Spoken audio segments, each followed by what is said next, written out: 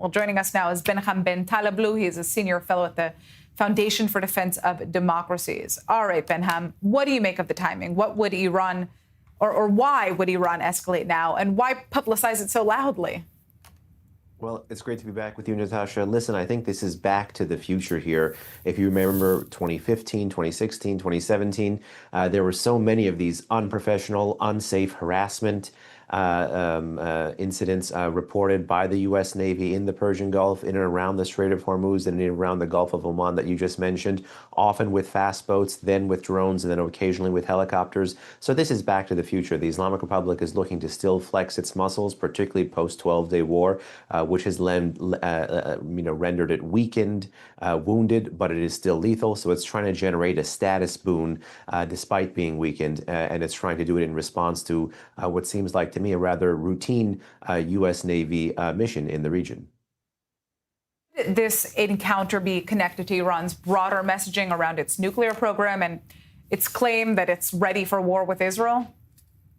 And it's claimed that it's ready for war for these, quote unquote, they style them defensive measures at any time. I mean, this is a regime that knows it's beaten, and it's trying to slink back from the overt war it was fighting for 12 days back into the covert war. You see its proxies, the Houthis, for example, continuing to harass ships, continuing to fire projectiles at Israel.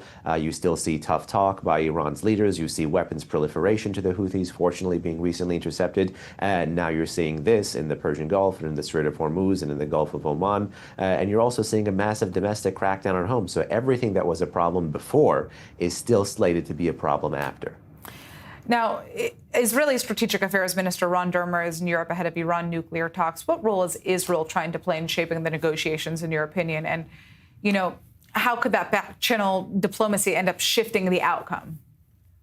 Well, I think everyone's eyes right now is actually on the United Nations in 2025, particularly our European partners who have threatened to, snap back or restore those expiring sanctions that expire on October 18, 2025. So in my view, it should be a full court press by the Israelis, by the Americans, to make sure that the Europeans actually carry through on this threat that they've been dangling for quite a while. And that's precisely why, in response to these Western diplomatic initiatives, the Islamic Republic is trying to rope-a-dope the Europeans to try to co-opt them. We've seen this game time and time again. It's pay to delay. And so I think the Islamic Republic is looking to talk nice, at least with them, for a little bit so that this snapback deadline is either extended or expires without being triggered.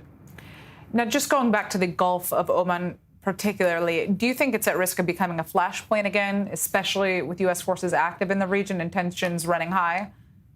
I think the Islamic Republic is trying to tell the world that it could be indeed a flashpoint.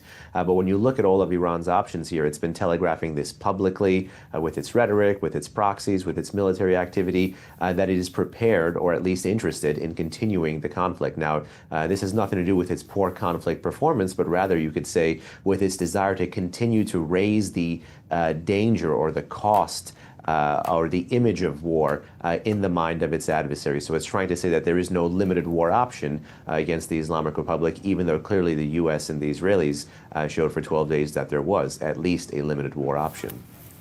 All right. I'd like to thank you so much for joining us, Behnam. Very interesting to hear your perspective, as usual.